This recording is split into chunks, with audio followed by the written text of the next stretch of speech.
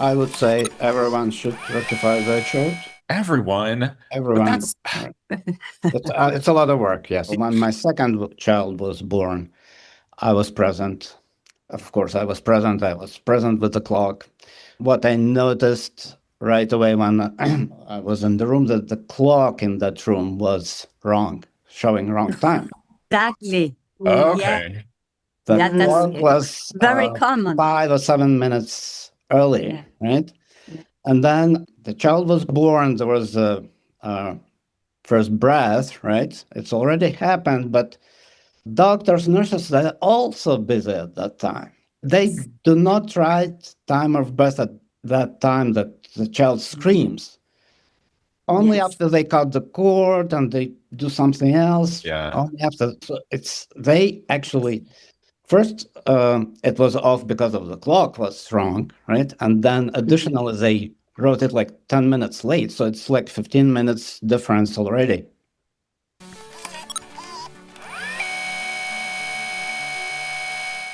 I asked my mother when I first started studying astrology, and my mother doesn't remember anything about our childhood, apparently. So she could only, like, whenever I ask anything, I think she was in a corner quietly rocking because she had 5 children. So she said, oh, some ungodly time in the morning. So I'm like, okay, that could be 12 a.m. to 6 a.m. Right. And I couldn't find the details. So I then went and I actually got my chart rectified.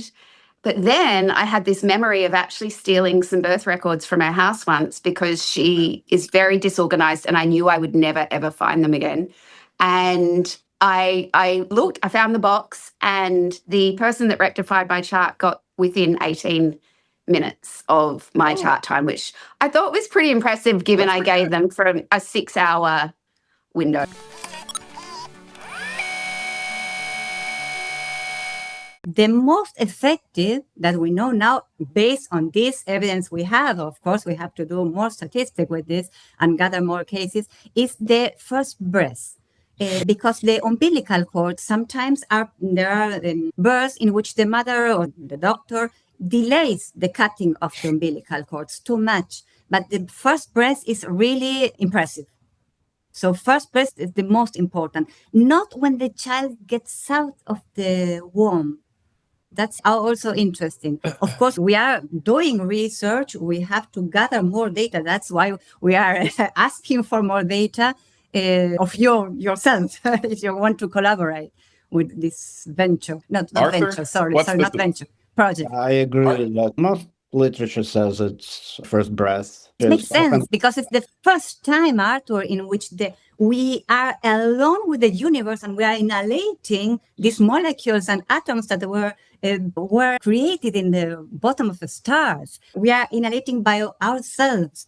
All the energies are not now mediated or intermediated by the mother's astrological issues, no, and energies. We and the universe.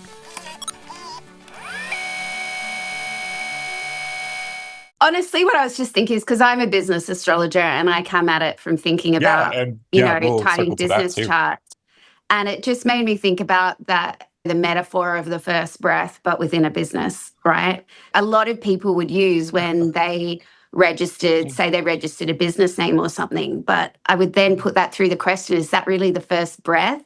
Is that the pregnancy? Is that the conception? And so that's kind of the thoughts that I put things through. My general approach with business charts is making sure that it's energetically resonant, that it really feels like the true birth of your business. And I think that is going to be very different for different types of businesses, which is why I'm not really dogmatic about, because in different countries, businesses are established in different ways as well. So it's not as simple as it is with a actual person. But yeah, I liked that analogy of the first breath, and then just, thinking about, well, what is my business's first breath in that sense?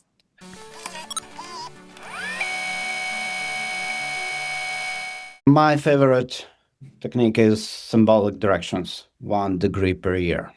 Why symbolic directions? Why not primary directions? Because primary directions are complicated. When I started doing astrology, I didn't even have computers. I had to do all charts manually. And it was like too much. And with the software, you can definitely like easily look primary directions now. But With symbolic directions, it's very easy to calculate in your head, like it's 1 degree per year. Everything moves 1 degree per year, right? And you just look when either ascendant or midheaven either conjunct or makes an aspect to one of the planets, or one of the planets conjunct midheaven or make an aspect to one of the cardinal points.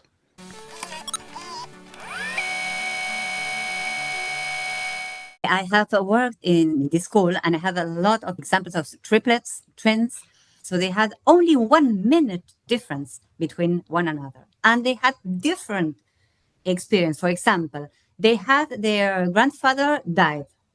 It was very painful for them. They were 8 years old. So Saturn transit, that's a big orb. Saturn transit conjunction 1 degree, their sun, the son of the two twins. But one of them was joyful, it doesn't affect him so much, and the other one was in terrible pain. And what we saw is with primary directions and these techniques that are very sensitive to time changes. So the child that was happy, it had the primary direction was a Jupiter conjunction midheaven. And the other, the one who was so sad, so sorrow, who was in grief, he had this Saturn square ascendant. This only degree in 1 minute is 15 minutes in arc. And slightly different made the combination of the Saturn conjunction Sun different for both of them.